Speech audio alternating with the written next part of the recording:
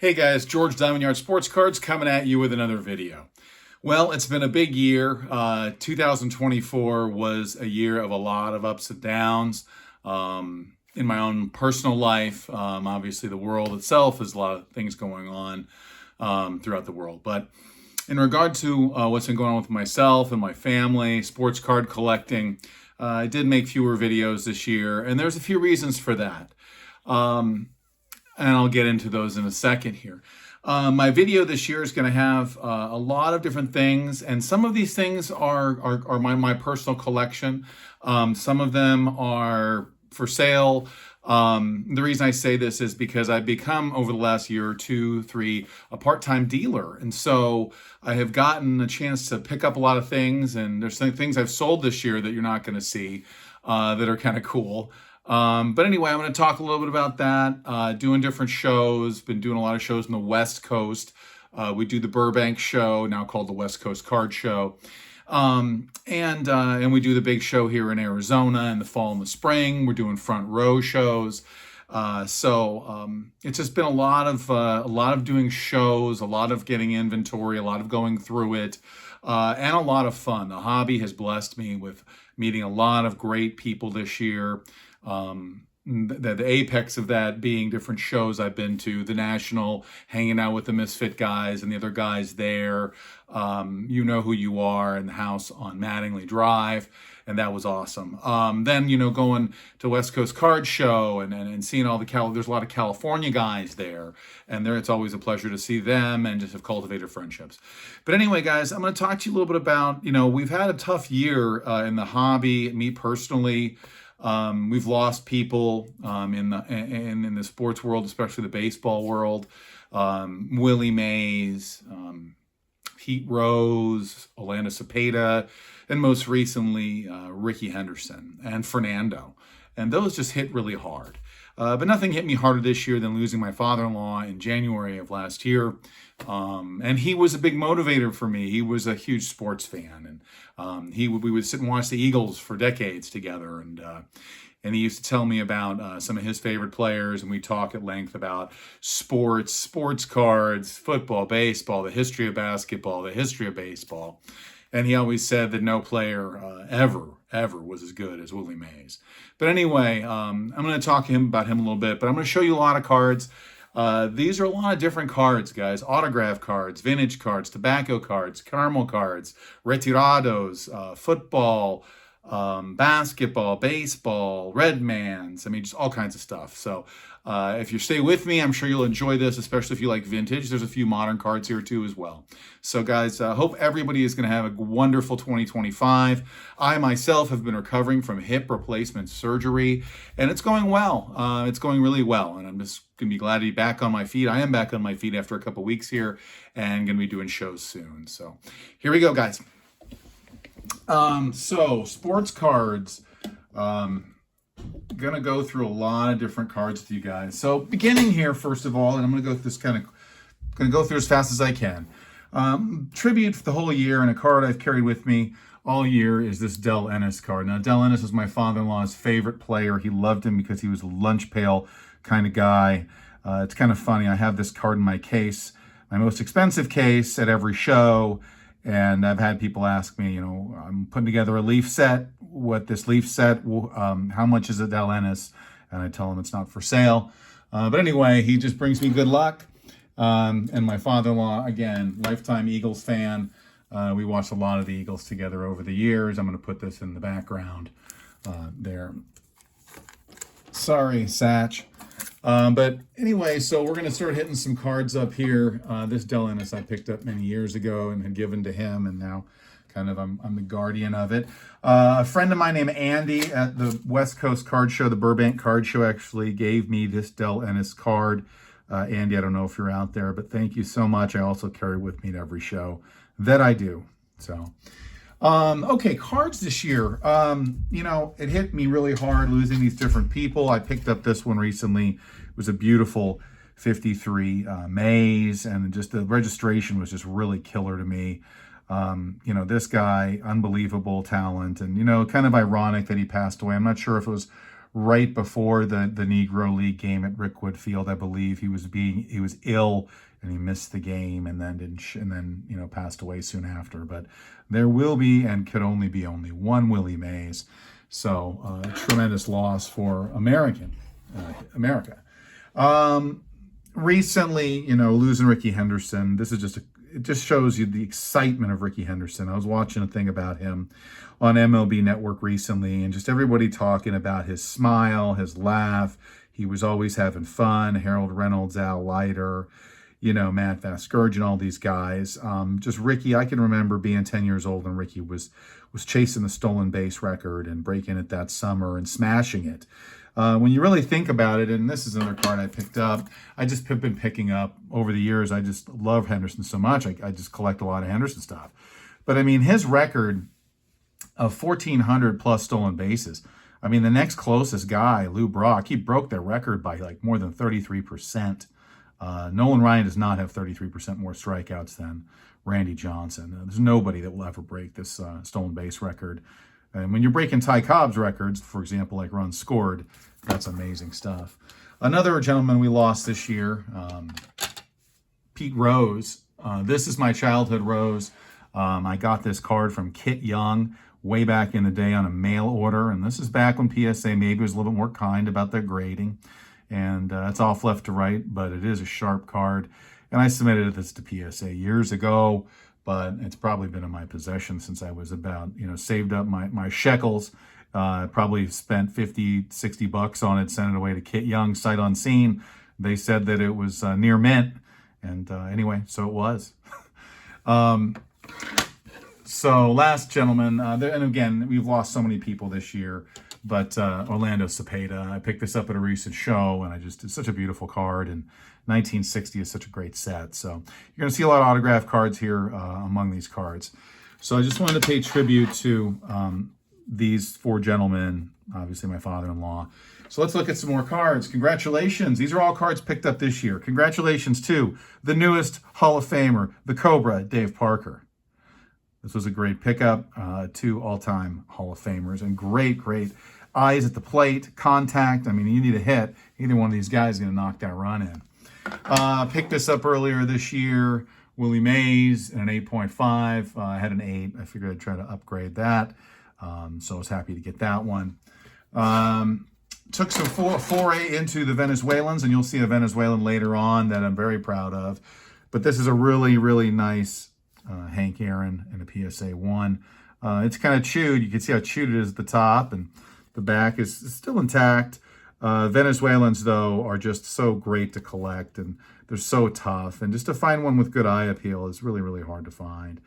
So happy with that. Hank also picked up this Clemente in a 1, Venezuelan, 66. Now, again, the back is destroyed because that's the way it is. And I show people and they go, oh, woo! But I mean, you're not displaying the back, and anybody who collects Venezuelans knows to find one that looks like this is pretty remarkable. At the National, the only card that I actually purchased was from Prestige Collectibles, and it was this beautiful 77 Sadaharu Hank Aaron. And I believe there's only a couple higher than this one, but this was a home run derby. They had flown Hank over for this home run derby, and I believe it was in 1974. They threw a Braves uniform on him, and he went out there and he beat the great Sadaharu by 1 home run, 10-9 at the Yomiuri Giants Stadium. But anyway, Robert and Phil with Prestige just hooked me up on this card on Sunday, and I just told them what a big Aaron fan I was, and they made this happen for me. So that was the only pickup at the National. I did trade some cards, but that was the only one I purchased. At the Anaheim show, this was an interesting one. This is a Patrick Mahomes RPA, college RPA. Now, when I think about who in football is accomplished and going to accomplish more, I think about this guy. This guy was like my age, like 50 years old, came up to me and said, I got to move this card. And this was in August in Anaheim at the West Coast Card Show. And I looked at it and I like, how do I price this? So the patch was so stunning to me. I was like, well, let's make a deal on this. So I can't go wrong with Patrick Mahomes. The irony of all this is at that show, I was buying It was right before the regular season began. I bought a bunch of Jordan Love stuff and sold half of it, and then he got injured against the Eagles on Thursday night game. But anyway, this is a really cool Texas Tech RPA of Mahomes. So I thought that was kind of a cool addition. Not, kind of out of my realm of what I collect, but why not add Mahomes when you can? Some cards I got graded this year. These were some basketball cards that I just thought were so cool. Stumbled across a storage unit that had a bunch of 75s in it, and this really cool Nate Thurman. It got an 8. I love this card because it's the last, it's an Nate Thurman card, but it's the last Kareem in a Bucks uniform card. And you can see right here, I mean, he's on the baseline. He's working Nate Thurman over, giving him the sky hook. I just think it's a fantastic card. Thought it had a chance at a 9, but it got an 8. I just love the card, though. And Nate Thurman was one of the great defenders of all time. Also, in that run of cards was this beautiful 75 Topps Kareem, his first Lakers card. It got an 8. I thought that was a little bit on the generous side considering the centering, but they thought it was sharp enough to give it an 8, so I'll take that. Another card in this run was this beautiful George Gervin, Iceman, just looking cool as a cucumber, man. Second-year Iceman got a 9, so PSA gave me some love on some grades this year, and that was cool, and just love vintage basketball. And then a recent pickup, I upgraded my 75 Dr. J to an 8.5. Just love this card. I've talked about it on my channel before, but just thought it was really cool. So why not add another Dr. J when you can? Love adding vintage basketball when I can. I had a friend, he recently picked up a Dr. J rookie at one of our card shows and got it graded. It got an 8. And I was like, holy cow, unbelievable. Other cards, picked up this beautiful Clemente rookie in a Beckett 3.5. You want to make sure when you're buying Beckett stuff that it measures correctly, but this card was so beautiful. It was so green and it just looks so nice. I figured why not pick it up? You can't go wrong with the Clemente rookie. This was a recent pickup at a card show. Now I have a couple of these, as you guys know, but it was just a recent pickup, and I just thought, well, why not add another Jackie to the collection? 5.5 SGC. The centering was just spot on, and it was beautiful. Speaking of Jackie, at a local the Front Row show, I picked this up, and this is the best. This is obvious. This is a personal collection item for sure. This is a program from July 3rd, 1965.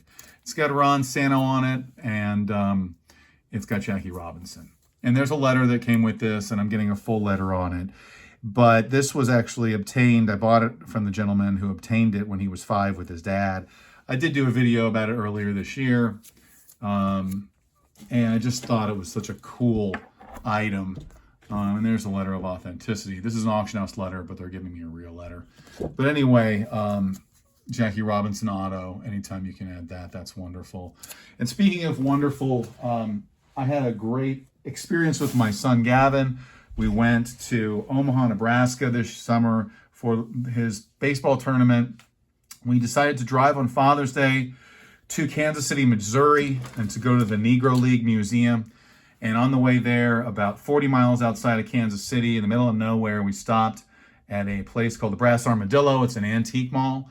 And we were walking through, and they had these beautiful Kansas City Monarchs brand new hats. And he said to me, Dad, look at the brim. I think they're autographed by Buck O'Neil, and they are. And so those are legit signatures from Buck O'Neil.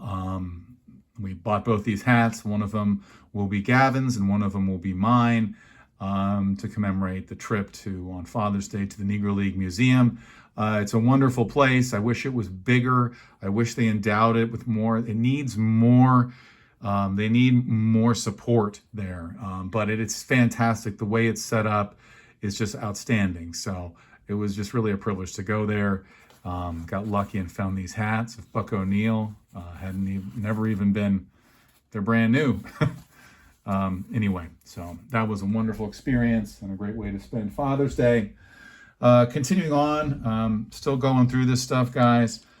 This was a recent pickup at a card show. This is called Game Used Lumber, and this is a crazy, crazy piece of lumber. 1 of 2, Clemente. And Leaf does do quite a bit of numbered cards, but I think this one there's only like 3 or 4 as they're numbered 1 of 2 or 1 of 1. And very few of them have this big, thick piece of Clemente's bat. It says in the back what they purport it to be: game used lumber card from Leaf Lumber Baseball, piece of game used bat of the great one, Roberto Clemente. So I'm going to put that up over here. Just thought that was really, really neat. I couldn't pass it up. My friend had picked it up at the show, last show. And so now I'm going to talk about some autograph cards, and then we're going to get into some of the more unique pickups of the year, even though we've been going on a little while. Clayton Kershaw, 5-star, numbered to 50. Picked that up at the Burbank show. It was a great, cool auto. Had to get that. Recently picked up this Ichiro. He's going to be in the Hall of Fame soon. Does he get 100%? I don't know. But cards in 8, rookie, auto 10. Submitted these cards for grading this year, and they came back. This was Adobe. Came back in auto 10, which I was hoping for. Cards of EG3. Beautiful card. Monty Irvin. 52 tops. Beautiful card. Came back auto 10. Hank Aaron here. This was an outstanding card. Have had the card for a long time, but finally ponied up and submitted it for dual cert. Randy Johnson, I believe I did this year. This is an old Randy Johnson signature. He doesn't sign like this anymore at all. Picked this one up in Burbank. Tony Gwynn auto. Frankly, the same guy who had this card had a Shohei auto, and I passed on the Shohei, and I was suckered in by my childhood. I'm like, I got to get the Gwynn, and I passed on the Shohei. But it is what it is. An older gentleman at a card show, local card show, had this card raw. My buddy bought it off of him. We asked him where he got it. He said he got it from Hank Aaron himself, and then submitted it, and my buddy got it graded. I bought it off my buddy, but I couldn't resist this beautiful 65 Hank autographed. Roy Campanella, front row autograph. Picked this up at an Arizona show in the spring. It also has a Beckett letter with it, but obviously Campy's wife helped him sign at that point. This is a beautiful Bill Russell I picked up at the front row show in October here in Arizona. That's numbered at a 49. I know he did sign a lot before he passed, but still can't go wrong with a Bill Russell auto. And this was a beautiful shadow box Ken Griffey Jr. auto. I don't know why it's a 9, but whatever. Numbered 7. Really, really cool signature. And last thing I think that I have autographed is this beautiful Stan Musial. Picked this up at the front row show, I want to say in March of this year. Got it. It was a VG3 authentic auto, and I'm like, that looks like a 10 to me. So I got that authenticated. Cards now, moving on to cards. Picked up this Pete Rose rookie in Burbank. Just thought it was a blazer. Really well centered, a little bit high, but a really nice 6. Traded with another dealer, and was able to add the Pete rookie. So that was a great one. Ryan Sandberg, 83 rookie, All-Star Game program, hand-cut insert from the 83 All-Star Game. But this is just kind of, ran into a gentleman who was selling nothing but PSA 10 Ryan Sandbergs. So we worked a deal on some cards, and he's become a friend. Beautiful Hulk Hogan. Again, you're seeing odd stuff here. 85 tops Hulk Hogan, PSA 9. Had to make a trade for this when somebody had it. Just thought it was really cool. Kobe, Coast to Coast Refractor. Just thought this was a great card. I do have a lot of Kobe's at my table. We do a lot of California shows, but this refractor is a PSA 10. Got a lot of shine on it. PSA 8, Hank Aaron. This is just a blazer. Bought it off a gentleman who comes on my table quite often in Phoenix here. Just really, it's so white, you know. But really nice card. Recently, I did a video of 3 reholders. It involved this Jim Brown. These were purchased at an Arizona State card show in the fall here. That was an 8. This beautiful Bob Feller. That was an 8. And this beautiful Sandy Koufax rookie. And that was in a 7. Just, I mean, probably the nicest looking 55 tops card I've ever seen, at least registration wise. Just thought that was fantastic. So, going to conclude here, guys, with 3 cards that I picked up. This one I've shown before. Coupon Cigarettes, Walter Johnson. Mild and sweet. Beautiful coupon 2.5. Love this card. And this is kind of an extension set.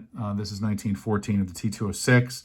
I believe coupons were 1912 to 1914. But anyway, just thought this was just a gorgeous looking copy in this SGC holder. This card, not one I've talked about a lot. Sandy Koufax Retirado. It was an SGC one. I purchased it last year. It was part of my 2023 pickups. Then early this year, there was people told me that Sandy was signing. A good friend, Troy, told me Sandy was signing, and so I snapped it, and I had the courage to send it off to them and have Mr. Koufax sign it. And then it's got a really good eye appeal on the front, and then the autograph's fantastic. And then I ended up getting PSA to authenticate it. And they gave it a 1, which is what I expected, in the auto a 10, thank God. But just one of my best pickups of the year. It's so difficult, such a difficult card. And anybody who collects Venezuelans knows that. And this is the last card. I've never done a video on this, but I picked it up early last year. It's a Philadelphia Caramel, Honus Wagner. It's got the sticker, whatever. But this guy was on eBay, and he had 2 of these Honus Wagners. And this was the higher grade of 1. But just was burning my eyes out. I'm like, I'm going to try to get this card with everything I got. So I picked this one up, and it was just really, really fortunate to get it. Real happy with it. It just looks fantastic. And to me, one of the best looking Wagner cards. I mean, Wagner has a lot of cool cards. He's got some cards. Cracker Jack's a great set, but the Wagner in that, I don't know how, he just looks pained, he looks weathered. This is Honus Wagner to me. This is what I think of when I think of the Flying Dutchman. But anyway, guys, thank you so much for